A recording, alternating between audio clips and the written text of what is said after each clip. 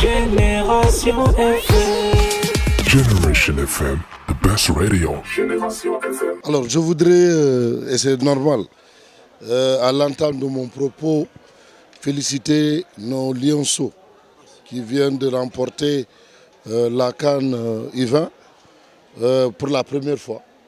Ils ont été en finale plusieurs fois, mais ils n'ont jamais pu gagner.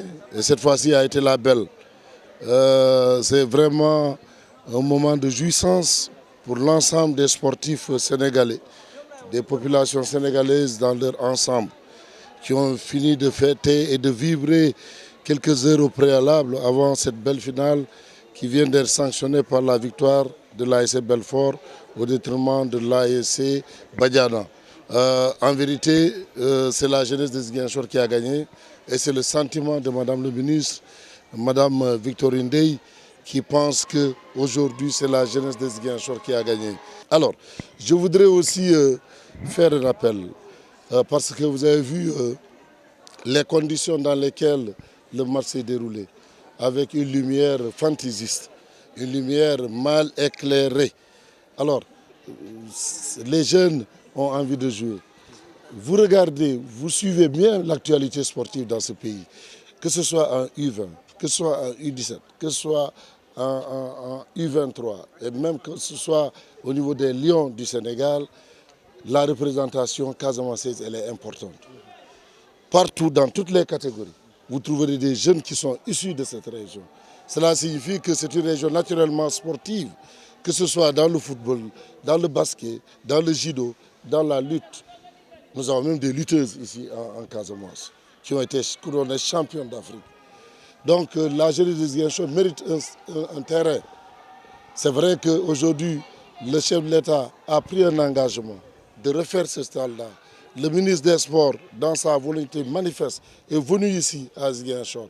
Et dans quelques moments, nous allons voir que ce stade va être repris, revisité, réhabilité aux normes CAF.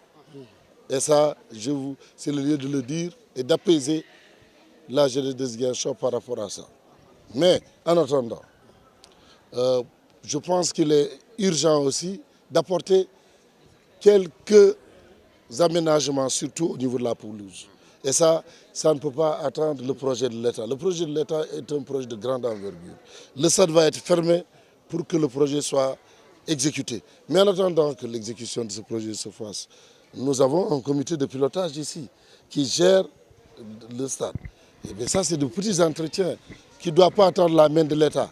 Hein? Non, vous allez voir comment le terrain est et dire que c'est sur ce terrain que le Casport joue aujourd'hui, qui est, au moment où nous parlons, qui est leader du championnat sénégalais, qui est détenteur de la Coupe du Sénégal, doublé l'année dernière, dans des conditions aussi tristes que ça. Et c'est pourquoi je veux appeler, et je fais appel au conseil départemental, le président du conseil départemental et le comité de gestion de ce stade, pour que des aménagements urgents puissent se faire. Ça ne doit pas attendre. Hein? Chaque jour, les jeunes, que ce soit du mouvement Nawetan ou que ce soit le Casport, payent la location de ce stade. Payent la location. C'est de l'argent qui est investi. Il faut que cet argent-là serve aussi à aménager les petits travaux. Un trou dans le stade, une pelouse mal bricolée de part et d'autre. Il faudrait que les petits moyens que nous avons puissent nous servir à réparer cette pelouse-là. Et ça, on n'attend pas l'État. L'État va faire un grand projet, ça c'est sûr. Mais en attendant que ça soit exécuté, l'État a permis aux jeunes au moins de pouvoir jouer cette année.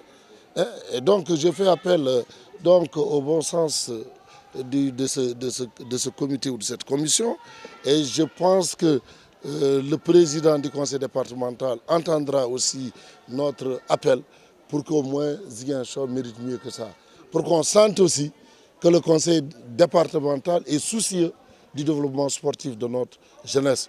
Et ça, je le réitère et nous le dirons de manière encore beaucoup plus audible parce que cela nous tient.